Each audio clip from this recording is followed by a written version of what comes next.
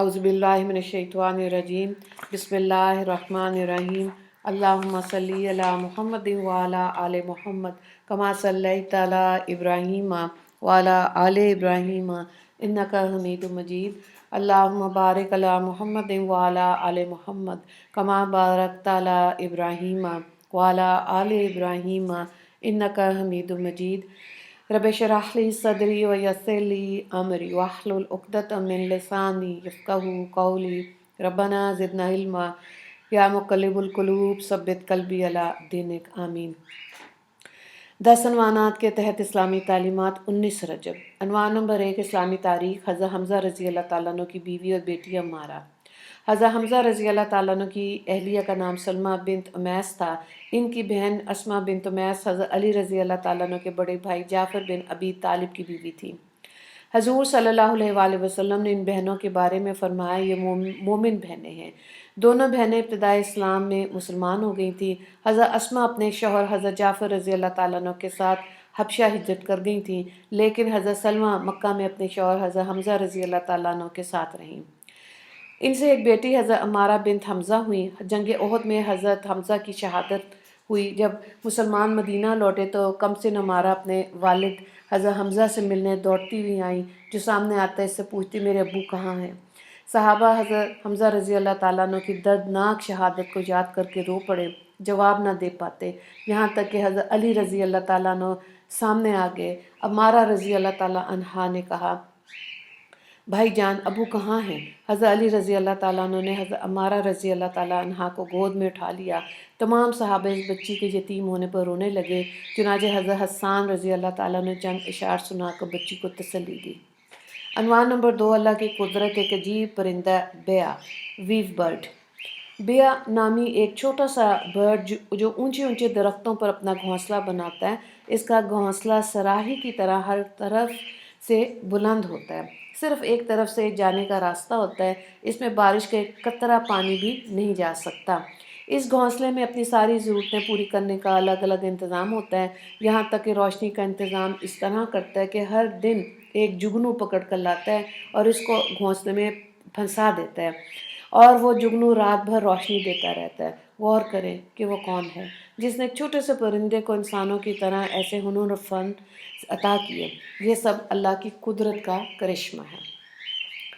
अनवान number 3 एक फ़र्ज़ के बारे में कुरान मजीद पर ईमान लाना। कुरान में अल्लाह ताला फरमाता है, ए ईमान वालो, अल्लाह की ज़ात, इसके रसूल और उसकी किताब यानी कुरान पर ईमान लाओ, जिसको अल्लाह ने अपने रसूल पर नाजिल फरमाया, और इन किताबों पर भी ईमान लाओ जो उनसे पहले नाजिल की जा चुकी हैं। सूरह निसा आयत नंबर 136।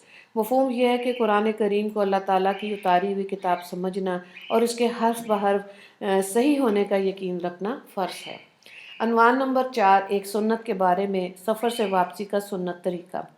रसूलुल्लाह सल्लल्लाहु अलैहि वसल्लम सफ़र से वापस आने के बाद पहले मस्जिद जाके 2 रकत नमाज अदा करते, लोगों से मुलाकात फरमाते, फिर इसके बाद घर तशरीफ़ ले जाते।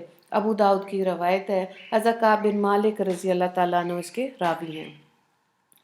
अनवान नंबर 5 एक अहम अमल की फ़जीलत, मुसलमान की ज़रूरत पूरी करना। रसूलुल्लाह सल्लल्लाहु अलैहि वसल्लम ने फरमाया, जो शख्स किसी मुसलमान की कोई ज़रूरत या परेशानी दूर करेगा तो इस अमल की वजह से अल्लाह ताला क़यामत के दिन इसकी तकलीफ़ और परेशानियों को दूर कर देगा। और जो शख्स अपने मुसलमान भाई का ऐब छुपाएगा, अल्लाह ताला क़यामत के रोज़ इसके ऐब को छुपाएगा। मुस्लिम की रवायत है। हज़रत अब्दुल्ला बिन उमर रज़ी अल्लाह ताला अन्हु इसके रावी हैं। अनवान नंबर 6 गुनाह के बारे में, किसी गुनाह पर राज़ी रहना भी गुनाह है। रसूलुल्लाह सल्लल्लाहु अलैहि वसल्लम ने फरमाया, जब रूए ज़मीन पर कोई गुनाह का काम किया जाए और वहाँ लोग मौजूद इसको नापसंद करते हों, तो वो लोग इस आदमी के हुक्म में हैं जो वहाँ पर मौजूद नहीं, और जो लोग वहाँ पर मौजूद नहीं लेकिन वो इस गुनाह पर खुश होते हैं, तो वो लोग इस आदमी के मानंद हैं जो वहाँ पर मौजूद हैं, यानी उनको गुनाह होगा। अबू दाऊद की रवायत है। हज़रत उर्स बिन उमैरा रज़ी अल्लाह ताला अन्हु इसके रावी हैं। अनवान नंबर 7 दुनिया के बारे में, दुनिया और आखिरत का मज़ा। हज़रत अबू मालिक अशरी रज़ी अल्लाह ताला अन्हु की जब वफ़ात का वक्त करीब आया तो फरमाया, ए लोगों, तुम दूसरों को ये बात पहुँचा देना कि मैंने रसूलुल्लाह सल्लल्लाहु अलैहि वसल्लम کو یہ فرماتے ہوئے سنا کہ دنیا کی مٹھاس آخرت کی کڑواہٹ ہے اور دنیا کی کڑواہٹ آخرت کی مٹھاس ہے۔ مسند احمد کی روایت ہے۔ عنوان نمبر 8، آخرت کے بارے میں خاص بندوں کے انعامات۔ قرآن میں اللہ تعالیٰ فرماتا ہے، ہاں جو اللہ کے خاص بندے ہیں ان کے لیے مقرر شدہ روزی ہے، یعنی ہر قسم کے میوے ہیں اور وہ بڑے اکرام کے ساتھ نعمت کے باغوں میں شاہی تختوں پر ایک دوسرے کے سامنے بیٹھے ہوں گے۔ ان اہل جنت کے سامنے لطیف شراب کے جام پیش کیے جائیں گے جس کا رنگ سفید اور پینے والوں کے لیے نہایت لذیذ ہوگی، نہ اس سے درد سر ہوگا اور نہ عقل میں فطور آئے گا۔ سورہ صافات آیت نمبر 40 سے 47 تک۔ عنوان نمبر 9، طب نبوی سے علاج، گھیکو اور رائی کے فوائد۔ رسول اللہ صلی اللہ علیہ وآلہ وسلم نے فرمایا، دو کڑوی چیزوں میں کس قدر شفا رکھی، یعنی گھیکوار، ایلو اور رائی میں۔ بہقی کی یہ روایت ہے۔ مفہوم یہ ہے کہ گھیوکار چہرے پر لگانے سے اس کو نکھار آتا ہے، جلد کی خشکی دور کرتا ہے، سر پر لگانے سے بال اگاتا ہے، جلے اور کٹے ہوئے نشانات کو دور کرتا ہے۔ اس کے استعمال کرنے سے شوگر کے مریض کو عافیت ہوتی ہے۔ رائی کا تیل دماغ کو قوت بخشتا ہے، مالش کرنے سے جسم میں چستی پیدا ہوتی ہے۔ اچھا، اللہ اکبر۔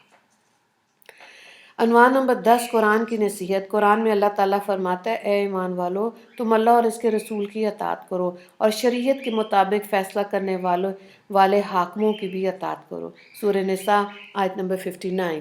وآخر دعوانا ان الحمد للہ رب العالمین۔ اللہم اغفر للمسلمین والمسلمات والمؤمنین والمؤمنات۔ السلام علیکم ورحمۃ اللہ وبرکاتہ۔